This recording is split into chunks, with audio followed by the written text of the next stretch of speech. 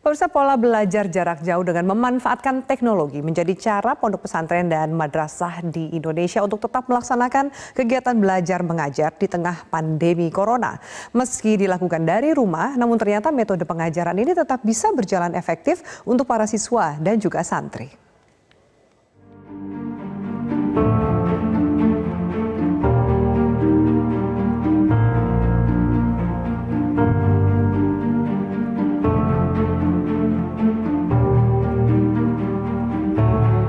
Dampak virus corona yang melanda Indonesia turut dirasakan oleh dunia pendidikan.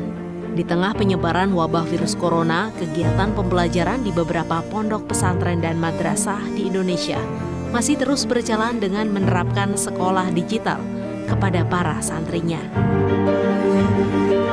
Pesantren merupakan salah satu titik rawan potensial penularan COVID-19 karena dikenal sebagai lembaga pendidikan asrama yang memiliki santri berjumlah banyak. Sebagai contoh, di Pondok Pesantren Al-Fatah Temboro, Magetan, Jawa Timur, sebanyak 14 santrinya positif terkena virus COVID-19.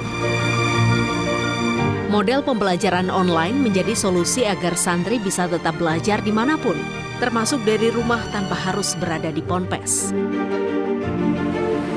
Salah satu pondok pesantren yang menerapkan pembelajaran daring yakni Pondok Pesantren Mambaul Ma'arif yang berada di Kabupaten Jombang, Jawa Timur.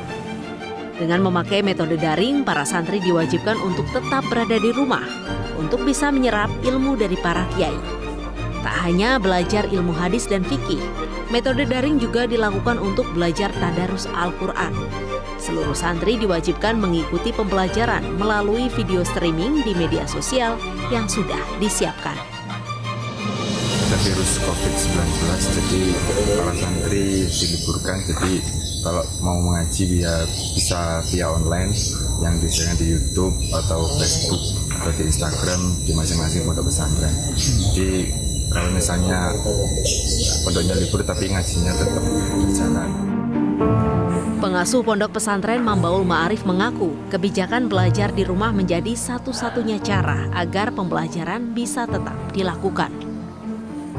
Di pengajian online ini memang diperuntukkan untuk semua santri yang sekarang pulang di rumah masing-masing untuk mengikuti pengajian. Memang ada di beberapa kendala teman-teman santri wilayahnya yang memang kesulitan sinyal atau tidak mempunyai alat teknologi yang mendukung, sehingga kita memang dalam pengajian itu menyiapkan di media itu kan tersimpan, tidak tersimpan sehingga santri bisa mengikuti nantinya kalau bisa diikuti. Hal yang sama juga dilakukan di sekolah madrasah dengan menerapkan belajar daring dari rumah. Dengan menggunakan metode pengajaran secara daring, kegiatan belajar rutin yang sudah terjadwal tetap bisa dilakukan secara efektif, meski tanpa harus bertatap muka langsung. Dari Jombang, Jawa Timur, Amir Zaki, Metro TV.